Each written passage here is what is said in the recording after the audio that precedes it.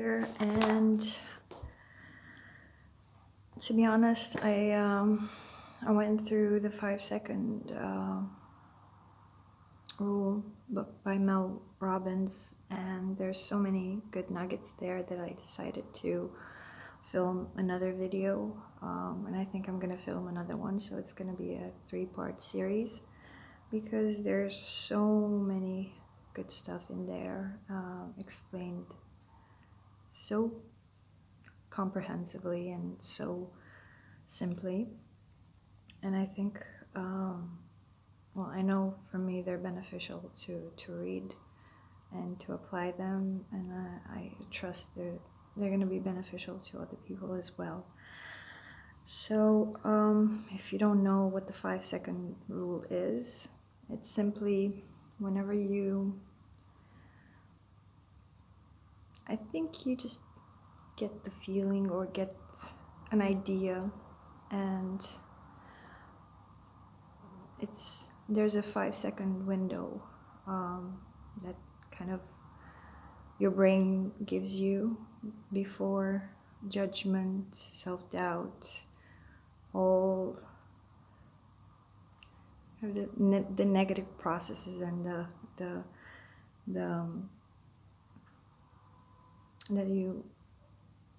programs that you have been building for a while come up, and kind of they pull you in a different direction that your gut feeling or the idea you have wants to go. And the 5 second rule is just counting from 5 to 1 and simply waking up the prefrontal cortex to be aware of, in order to kind of cut those programs that have been keeping you stuck in so many ways, and actually doing what you know you need to be doing. It could be used again to do things that you've been putting off and just simply start bypassing those programs in the background. It could be used to kind of to manage the thoughts that come up in your mind on a daily basis. It could be used in so many ways, from dealing with certain fears. It could be used to help you with worrying, to lessen that. Mel used it here she explained she used it to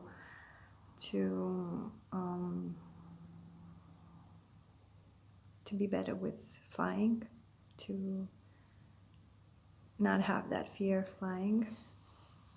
And there are many uses, and it's something very simple. That's why I love very simple and effective things. And usually the simple things are the ones that are gonna stick with you, because it's easy to do, and it's just handy whenever you kind of fall off the wagon, so to say. It's something very easy to pick up again. It just takes time and consistency, but it's something worthwhile using. And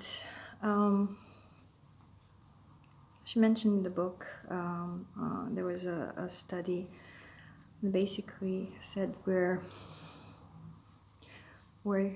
thinking machines that feel, which is pretty much accurate.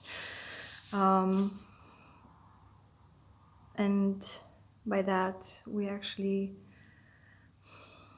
don't do the things that we know logically we should do. We do things based on how we feel. And how we feel is not necessarily something we can control, but what we do is something that we have full control over. And this is kind of the control that the 5-second rule gives you, 5 seconds at the time, decision by decision, or action by action. And it's funny to see that we all struggle with these indecisions and with doubts. And there's Lin-Manuel Manuel, the one that wrote Hamilton, actually posted a while back a conversation between him and his wife, where he's trying to find the balance between kind of tearing himself a new one and trying to not waste the time it takes to create something. So balancing, knowing you want to do something, but finding that that balance between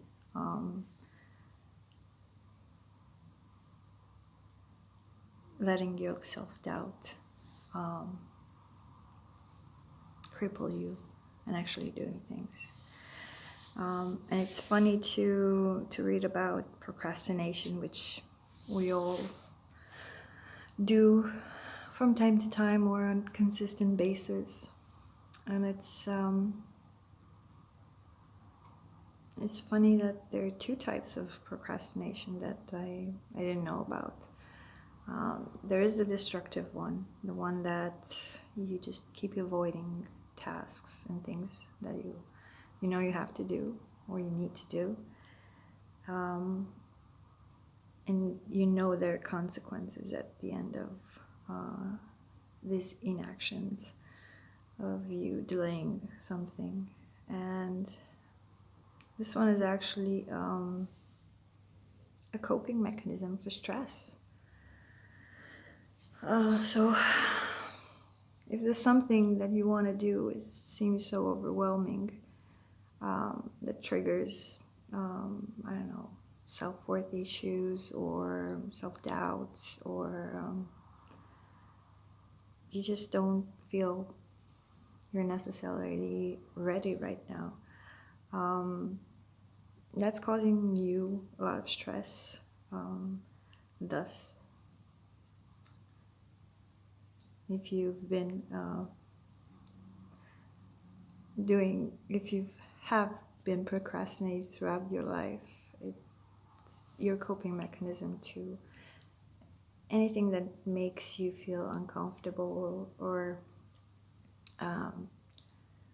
gets you outside of your comfort zone, and most things do. So it's normal that we feel that stress. Change is definitely stress, but it's very important what we do with that stress.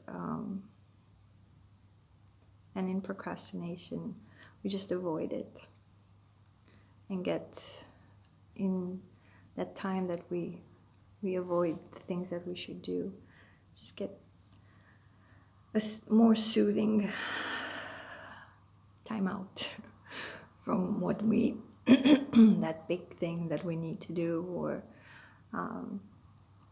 whatever is maybe something overall in your life. It's not necessarily the thing that you're avoiding. It's a bigger stress in your life, like financial issues or issues in your relationships. So it does trickle into day by day, and it does give you the feeling of not being in control of your life. And the second type of procrastination is the constructive one, which I didn't know it existed, to be honest, and it's a relief in a way. Um, this has to do with anything creative that you're trying to bring out into the world. And I remember myself from the times I used to make jewelry, that I needed some time apart from the projects I was doing. I needed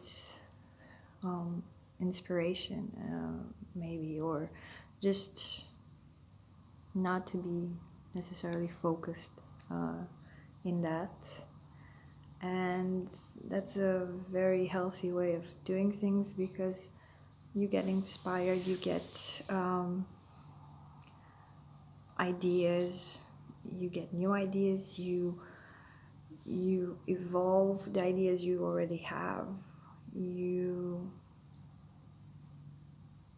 just overall give it a better or more a bigger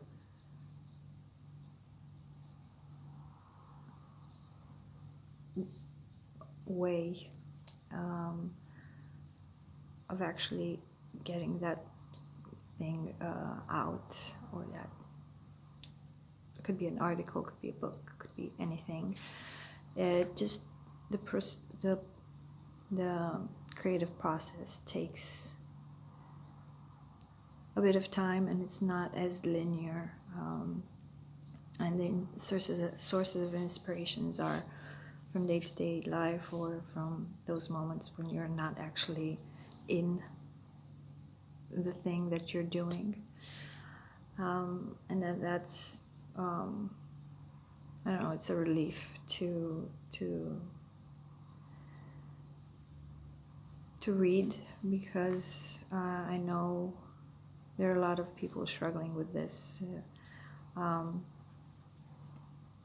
creative people, that creativity is not very linear. It needs time to breathe, to recharge, to inspire, to influence. So, but be wary of, again, the balance between just waiting for inspiration and actually doing things. As Lynn Miranda Manuel mentioned, as I mentioned, that he wrote in his conversation to his wife. And for destructive procrastination, we know everybody struggles with this in different shapes or forms. And the thing to do is, yeah, this was a good one, and it's something that I intuitively started doing, and didn't know it was that effective, but I felt the effectiveness in my own life. Is just forgive yourself for procrastinating,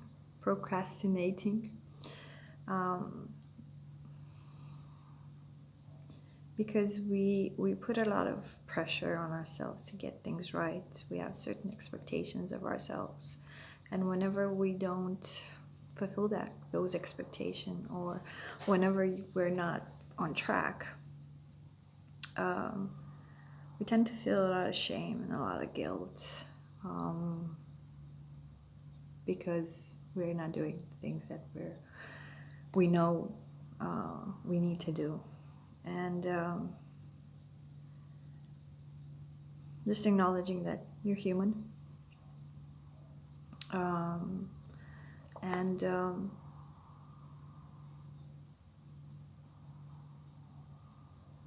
giving yourself a little slack. I know it's counterintuitive, because you've given yourself a lot of slack.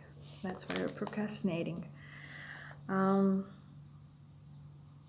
The second kind of tip would be to ask yourself what your future you do. And it's funny enough, just we see our future us so much better than we are right now, and just that inspiration that could, well, that is us, but it's just acting like the person we want to be, or to become more of. That's an inspiration, and a lot of people are visual in the way they kind of go about in life, and it's a good exercise to do. And and the third tip would be just start. I know it's easy, and it's not that easy, but just start. And usually when a thing is when the thing that you want to do or make is such a grand thing, it does help to break it down bits by bits and tasks by tasks, by making it more manageable and much easier for you to actually start something. Let's say it could be exercise, rather than just push yourself to do 30 minutes every day. Start with 5 if you haven't exercised in a long while, or it's something that you've been putting off for so long. Start with 5 minutes every day, and by not having so much pressure, so 5 minutes is not much, it actually gets done, and you get momentum. You see the progress by having a week with 5 minutes every day. It's like, okay, I can do 5, let's do 7, or let's do 8, or even 10. And the